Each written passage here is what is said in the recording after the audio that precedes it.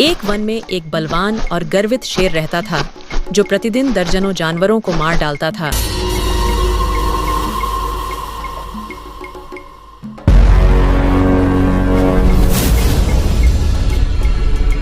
उसकी इस अंधाधुंध हत्या से वन के जानवरों में खलबली मच गई।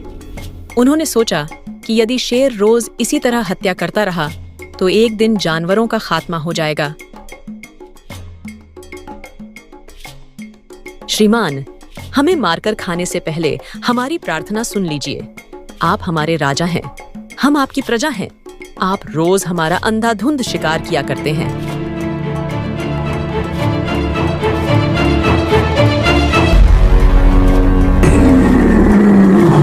इसका फल यह होगा कि एक दिन वन में एक भी जानवर नहीं रह जाएगा।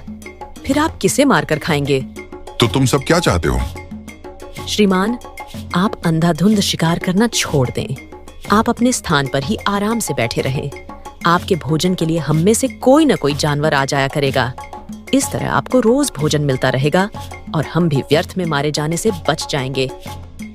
हमें तुम्हारी बात स्वीकार है, पर याद रहे, यदि किसी दिन हमें भोजन नहीं मिला या भरपेट भोजन नहीं मिला तो हम एक ही दिन में सारे जानवरों का खात्मा कर देंगे। नहीं श्रीमान, हम ऐसा अवसर ही आने नहीं देंगे।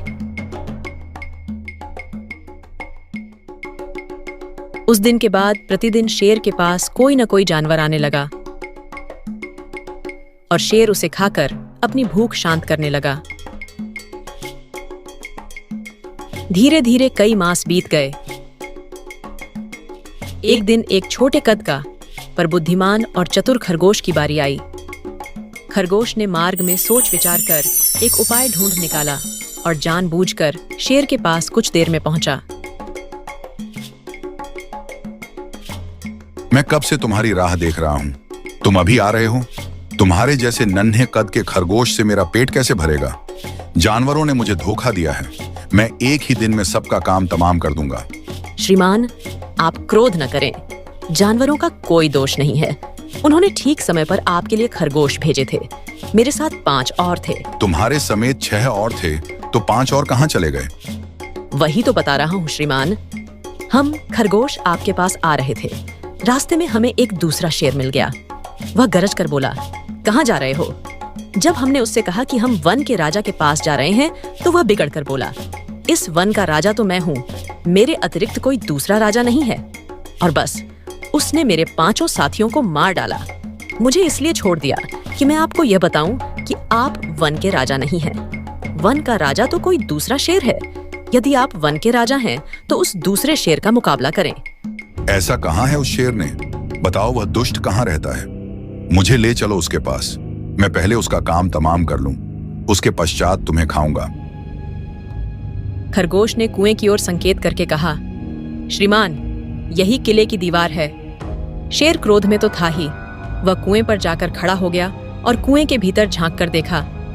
उसे कुएं के पानी में अपनी ही परछाई दिखाई पड़ी। शेर ने सोचा, सचमुच ही दूसरा शेर किले में छिपा हुआ है। वह बड़े जोर से दहाड़ उठा।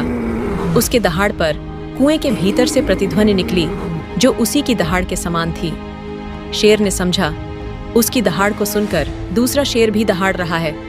वह क्रोध में पागल हो गया और आप देखा न ताव दूसरे शेर को मारने के लिए कुएं में कूद पड़ा। बस फिर क्या था, कुएं में गिरते ही उसके होश हवास उड़ गए। वह बाहर निकलने के लिए छटपटाने लगा, लेकिन कुएं में ही तड़प तड़प कर मर गया।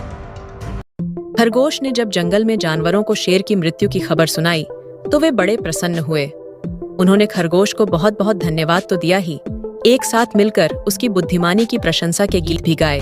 कहानी से शिक्षा, सोच समझकर बुद्धि से काम करने से कठिन काम भी सरल हो जाया करते हैं।